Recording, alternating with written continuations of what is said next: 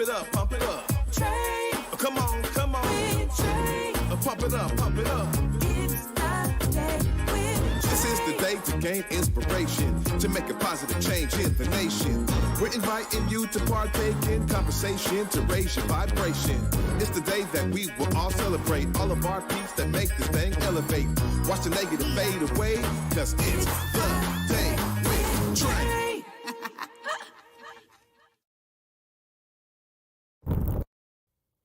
Grand Rising, everyone. Welcome to the Day with Trae. I'm your host, Trae Holiday. Want to welcome you to a terrific Tuesday. So excited because later on in the show, I get the chance to chat with Keith, the owner, the CEO, the president, the executive director. I'm gonna give him all the big titles, y'all, of Hip Hop is Green. We're gonna be learning all about the ways that he has infused hip hop and health and wellness together with this phenomenal organization. So I'm so excited to dive in with him. But of course, as you know, it is the top of the show. So it's the time where you get to participate and share this show with folks who you feel could benefit from a daily dose of dopeness right here on the Day with Trae. If you can't watch us, we still have you covered because you know what? You can listen. You can definitely listen to us anywhere you find your favorite podcast. Just search Converge Media Network and the Day with Trae. You'll find us on whichever platform is your favorite. Well, before I get into it with Keith, I wanted to share some insight about my own health journey as we're going to be talking about health and wellness.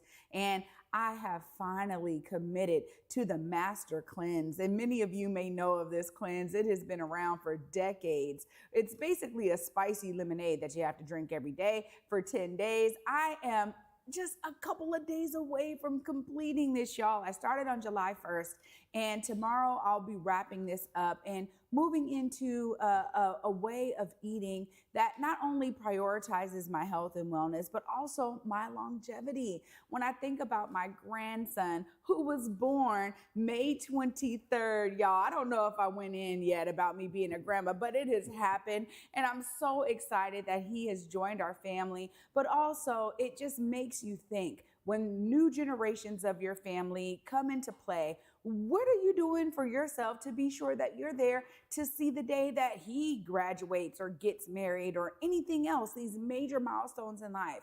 And so it's really brought me to my knees, y'all, in terms of not only how much I adore him. Oh, his name is Zahir Bhavan Holiday, y'all, and he is perfect in every way. But of course, it also makes me think about what am I doing for myself in terms of being there for him and for my son and my daughter in love. You know, what am I doing to help them by using myself really as an example and looking within? And so I'm excited that I am committed. I have been committed, y'all. And let me tell you, just a little glimpse. You know, this is one of those cleanses that definitely is supposed to clean you out. But because you're only drinking the lemonade mixture every day, you're reminded of how much we enjoy and are somewhat addicted to chewing, right? I am definitely a gum chewer, and I've already talked about that, you know, but I realize that that has been a great accompaniment to this for me because I'm so used to chewing my foods. So to be on an all liquid diet, these are things that, you know, folks used to do back in the day too. A lot of our indigenous practices go back to us being able to have some time where we just drank water or just cleansed our body out without intaking so much food. And it also made me think about the consumption we have here with the foods that we do intake. You know, summertime, people want to get into summer bodies and all that. For me, it's beyond that. You know, it's a time of reflection. And I started to think, wow, you know, over the course of me doing work with Converge Media, I have gained weight, y'all. And I am in a whole new mindset of being intentional, being consistent, and being dedicated to my own health and wellness. So I encourage you to not just join me on this journey, but be self-reflective as you think about your own health and wellness. What are you doing to ensure that your body is well? Especially with all of the chemicals they're infusing into our foods these days, y'all want to be careful about what you're eating and how much you're eating, because trust me, we are dying slowly because of what we eat. It is true. It's in all of the statistics. You can find it yourself, read up on it, but it is true. So I just want to share that this is something that's in our control. What you choose to intake and consume is one of the daily choices you have every single moment of your life to decide what it is you're going to eat. Now, this is, of course, for those of us who are privileged enough to make that decision, right? I do not want to be forgetting about our areas of population that don't have the privilege of that choice. So for those of you who do, be mindful of what you're consuming. I just want to tell you, I surely am. Y'all have seen, Dion here. We have had our Fitness Fridays. It is serious for me to not only rethink how I was approaching my health and wellness, but to be consistently committed to it, which is key. Well, after this short break, y'all, I'm really pumped up because up next we got Keith in the building. We're going to be talking all about hip hop is green. Y'all definitely don't want to miss this because we're going to be talking all about how hip hop and health and wellness come together, y'all. Stay tuned after this short break. You're watching The Day with Trae.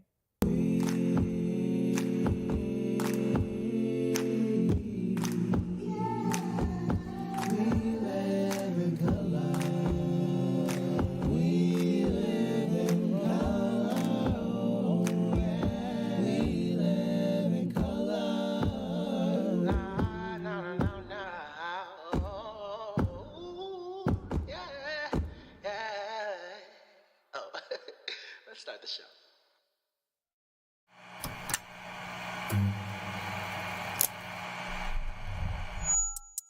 Hello, welcome to Elite Insights with Carlos Imani. We're looking to offer an in-depth look at event production industry through the lens of client experiences and joint successes. The podcast will emphasize guest interviews, focusing on client discussing their fields and reflecting on their collaboration with Elite Collective. Again, you're with Elite Insights. Carlos Imani here. I'll see you guys in a few.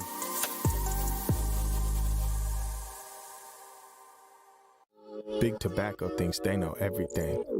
They think they know you, your community, the places you go, the way that you spend your time. They think they got you all figured out, down to a formula, a calculation based off of numbers of what they think they know. Show them they're wrong.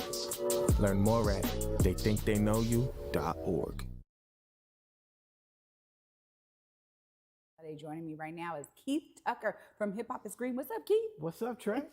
Great to have you here. Thank you so much. Well, I've been hearing so much about Hip Hop is Green, and I'm so grateful that you are here today because y'all been doing some phenomenal work. Tell us about the impetus. What was the start of Hip Hop is Green, and why did you decide to open up this organization?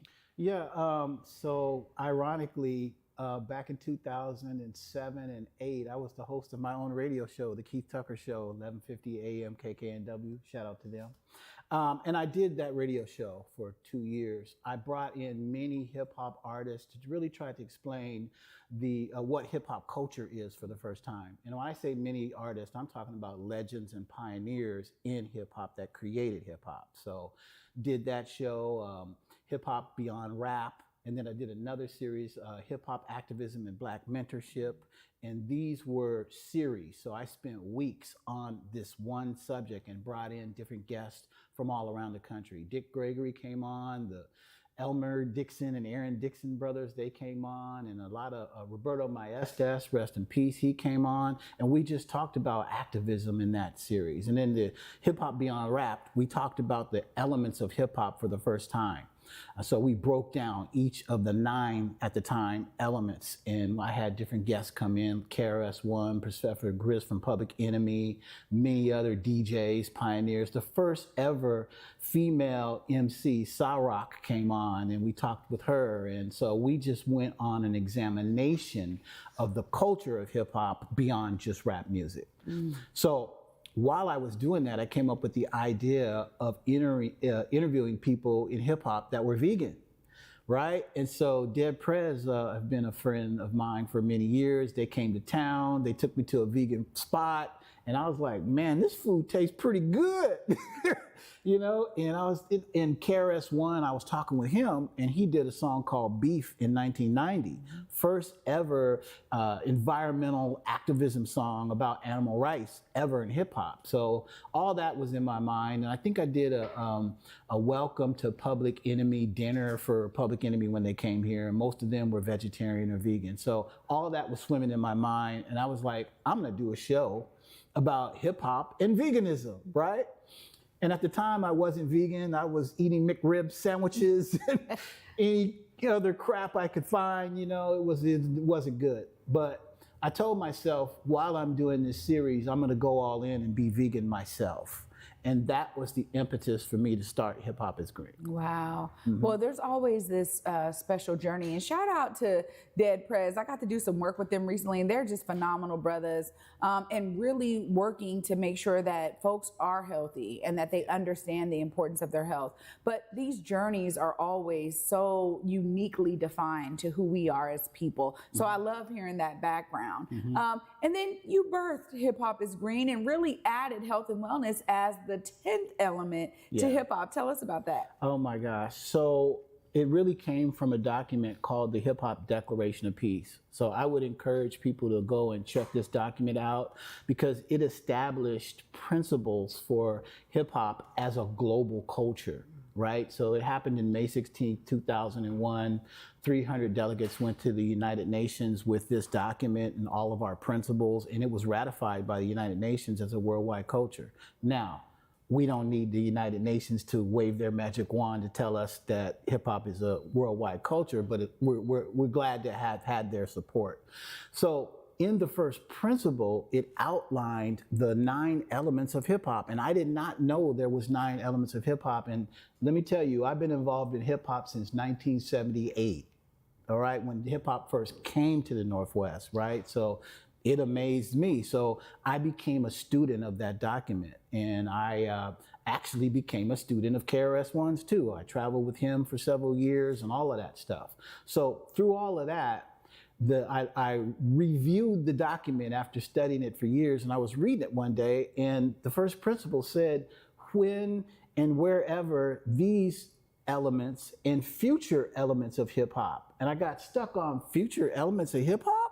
And you know, I had been doing the hip hop green dinners for many years, serving vegan meals to youth, bringing in hip hop artists to perform. And I'm all about health and wellness. So the idea just came to me.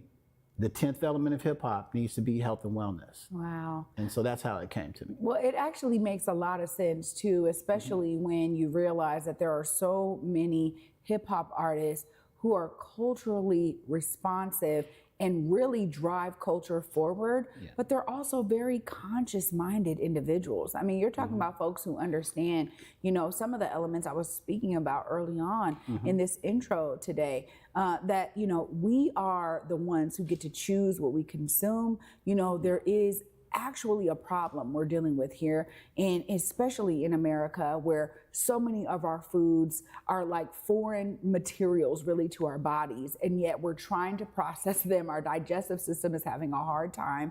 Like, there's so many different documents that research this data. So I love that you were able to merge that, because it wasn't until I got older that I realized that part of hip hop in terms of how conscious it was. Now, we always go back to the beginning, and like, we understand it's definitely changed over the years, but the general creation, the origin really starts there. So I love that you've been able to do that. What are some of the ways that y'all have moved this forward with the organization? Yeah, so I want to touch on a couple things before I answer that too, because you said some very important things there. One of the things that you were talking about is the advent of chemicals into our food system. So, you know, in the 1940s and 50s, when the war effort was happening, these companies had a whole bunch of extra chemicals, and they didn't know what they would do with them. And so they started spraying them on crops to get rid of all the insects and all of that stuff. And then fast forward, you got scientists developing using chemicals and developing different chemical components with our food to make food yields last longer, to get rid of the crops and all that stuff. But what we didn't know back then is, when you spray this, it destroys the soil. It destroys the environment. It poisons the soil and the food that we have been growing up on. So like, I'm born in 1965. I'm pretty old now, but we were the first generation that actually grew up on a whole society that had been on these chemicals, right? And so now you're seeing cancer, heart attack, diabetes, stroke, all of this stuff in our communities, you know what I mean? So the thing about it, on the other side of it too, food is a weapon. Food is a weapon to control populations of people, right? So that's why you see all of these different types of chemicalized food in the Black and brown communities that we're eating.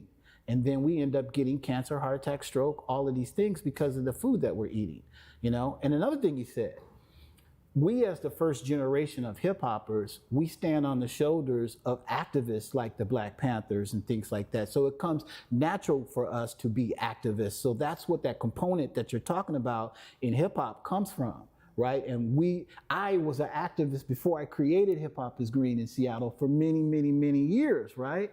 And so using my love as hip hop and my activism stuff led me to say, hey, this is a whole nother component of activism that is way more pervasive than anything we've ever seen on earth before when it comes to health and wellness globally, okay? And so that's how Hip Hop is Green kind of entered into that. Now, how we've evolved, we started doing our Hip Hop is Green dinners, and it was basically very simple. We wanted to serve vegan meals and bring vegan meals to the Black and brown communities, right? And we wanted hip hop artists to come in that share this message, that live this life, they perform, they speak to the kids, it's basically youth and family. And we bring in doctors, nurses, we introduce products to them. When the vegan movement was just starting about 16 years ago in the Black community, we were one of the pioneers in going out doing that nationwide. So that was really the impetus for us to build our organization, Hip Hop is Green, right? We served over 40,000 meals to youth and families all around America. Before COVID, I had chapters in different cities around the country, New York, New Jersey. We had some stuff going in Chicago, Oakland, everywhere, right? We were very fortunate to work with Michelle Obama and the Let's Move campaign. We performed at the White House. We did the first ever vegan concert at the White House. Nice. So that was dope. And then I was up for her award in 2017, Catalyst for Change Award. I didn't receive it, but I was one of 5 people in America that were nominated for that award. So that was really some of the stuff that we did pre-COVID. Like COVID changed everything for us. I remember the day that it happened, really. We were producing a big event at the Seattle Center. It was called the Hip Hop is Green Expo. I had people from around the country come in. It was gonna be big and crazy, right? COVID knocked it out. We were the first major event to cancel because of COVID. And I remember my wife looked at me when we were driving home and she said, well, what are we gonna do now? And I was like, I don't know, but I'm gonna come up with something. And so that's what pivoted us into what we're doing right now. Yeah, explain a little bit more of how y'all are doing things now to stay committed to, why you were created and how folks are tapping in now. Yes. So we found out through our research of doing all of these dinners, hundreds of them around the country, that when kids came to our event and families come to our 2-hour event, a lot of them were going vegan in just 2 hours. And that changes people's lives, right? And so I was like, if we could spend more time with young people on a extended period of time and come up with a curriculum, we can change the future of this country. Mm-hmm. So that was the idea that I came up with. So when you are, being vegan and you're studying the impacts of being vegan and the impacts on the soil, the impacts on the planet, the climate, you understand that being vegan is one of the best things that you can do to battle climate change. So I started focusing back in on climate change and what we could do for that. So we developed a program called the Youth Excellence Program, where we teach climate change, and we also teach plant-based eating, and we introduce the kids to mentors. And when I say we teach climate change, we go in deep on every system on the planet that is in denial right now. It's really the worst thing that's ever happened to the planet. Like, every system on this planet is in jeopardy. We're talking about the air, the water, the soil, the oceans, the forests, the animals. We're in the sixth extinction right now for animal life on planet Earth, all because of what we're doing to manufacture food and chemicalize all of the soil. So, like, scary facts. In 50 years, we might not have any forests anymore. Right now, there's polar ice caps, one of them in Antarctica, that might fall into the ocean real soon and give the rise of the oceans and turn the tides of the oceans. And the algae is disappearing in the ocean as well, creating dead zones. I mean, like, it's, when you dig into this, it's the worst horror story that you would ever imagine. But on the other hand, what can we do to battle that? Yeah. What can we do to change that? And so that's what our Youth Excellence Program is all about. And we call ourselves climate change makers. And so some of our kids, we've graduated over 200 kids out of our program right now. We've planted over 3,051 trees right now in our 10,000 tree program. We're partnering with the Department of Natural Resources, Washington State Parks, Seattle Parks Department. And a big shout out to Avela, a Vision for Electric, like, I mess their name up all the time. A Vision for Engineering Literacy and Access. They're really cool, and we go out there, and so here it is. Here's the whole flow. If we can move hip hop in an environmental and green direction, the world will move in a green direction. Hip hop is the drumbeat for the whole world, and so that's our job at Hip Hop is Green. Health and wellness, and moving it in an environmental direction. Wow, Keith, I mean, this is so lofty, but it's so phenomenal that y'all are really making an impact here and engaging the youth. You know, I love this idea that we have the power to change it. Like, we got us here, right? And so what are we doing now? And it really showcases how different generations morph to the times at hand, right? Back then, there was a lot that wasn't known, right? So things were happening. Maybe if it was, some of it was intentional, because some might say, oh, they knew all the whole time. Sure, but I'm talking about everyday people didn't necessarily know, like, oh, I can just go get my produce here and the strawberries look nice and ripe, and I'm not, you know, right? The connection to the history of how those strawberries look nice and ripe there in the store for them to pick is very different for different individuals. But the idea is that now we know so much now. And what are we doing about it? I really appreciate that y'all have stepped up to the plate. Y'all have some great things coming up on the horizon. I want to spend some time a little bit to talk about that, because you're continuing to stay plugged into community and giving opportunities for folks to be engaged with your work. So I grew up on 19th and Cherry, right? And my grandmother was a gardener. She actually won an award for the best garden in Seattle. Wow. Yeah, and so I didn't have to learn gardening. I just grew up absorbing it through her. We bought property next door, and so we still own that property, and it was a vacant lot just sitting there. And so I turned that vacant lot into Cherry Street Farm. So now we have the first hydroponic lab in the Northwest. It's a 45-foot container. We can grow 2.5 acres of food in there, and it's all organic and the best food that you can taste. We're building a kitchen so that, you know, we can teach kids how to cook food and teach kids how to grow food. We've got science, technology, engineering, and math happening there, and a whole bunch of other things at Cherry Street Farm. And then part of our Youth Excellence Program, which is connected to Cherry Street Farm, is planting trees. So we've planted 3,051 trees, like I said before, and that's part of our curriculum too. And then I didn't even say, all of this stuff that we're doing, every last thing that we're doing is the 10th element of hip hop in action, right? Just like if you're the element of DJing, what does DJing consist of, right? We're cutting and scratching, we're getting in the studio, we're rocking the crowd, we're doing whatever we do as a DJ. That's the function of a DJ. Well, what's the function of the 10th element of hip hop? Plant-based eating, organic gardening, sobriety and mental health, animal rights, environmental justice. These are the core 6 pillars of what the 10th element is. And so we've created a whole curriculum around all of those pillars to show the world how the 10th element of hip hop is in action. And by the way, the 10th element of hip hop is in France, it's in Europe, it's being taught all around in different universities now. I'm so thankful of that part of it, that it's moving worldwide now. So once the curriculum happens, we'll be able to teach that curriculum worldwide as well.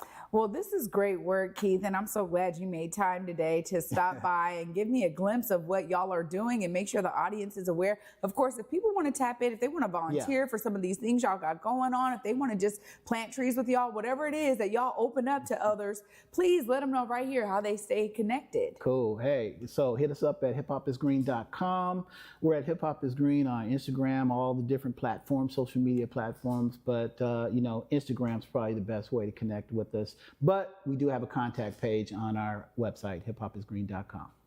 Keith, thank you for all of the phenomenal work you're doing and for being so dedicated and committed to making sure we have a pathway to a health and wellness that also infuses hip hop. I appreciate you so much. Appreciate you. Wow. Y'all, what a great episode here. I'm going to wrap up all of this health and wellness discussion right after this short break, y'all. Stay tuned. You're watching The Day with Trae. Here on Back to Vesa, it's always been important to me that we uplift stories from across the region, and that no matter where you live in the nation, you never have to miss a moment of the show as we continue to highlight the beauty, excellence, and resilience of our communities across the Pacific Northwest. Why? Because representation matters. So no matter where you live, be it the Central District or Centralia, Portland or Pullman, or anywhere across the country, I encourage you to join me on this Back to Vesa journey by downloading the free Fox Local app on your phone or smart TV as we continue to elevate the very best in our communities. See, Howard really is just a big neighborhood. It was a place for us to grow. We all have a gift of some sort. It's just my vision of what I see. Theater allows you to hit harder and be more. There's a sense of hope that your story will survive longer than you will. Stream on the Cascade PBS app or watch live. Fridays at 8:50 p.m. on Cascade PBS. Learn more at blackartslegacies.com.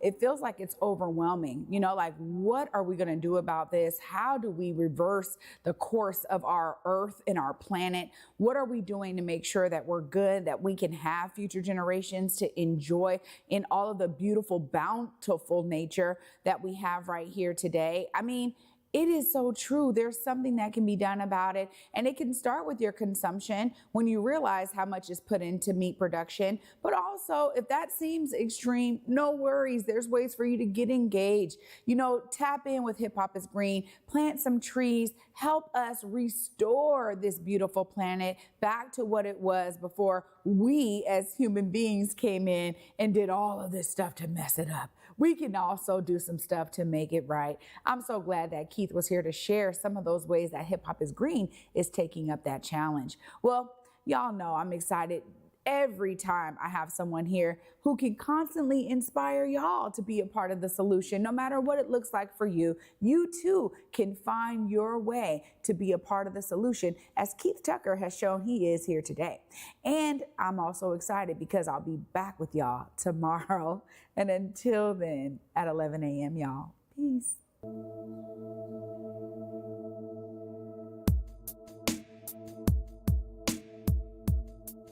Converge Media produces culturally relevant content for Black and urban audiences. Our coverage is raw, transparent, and objective, praised by community leaders, government officials, and residents. Support Converge Media today via Venmo, Cash App, or PayPal at Converge Media.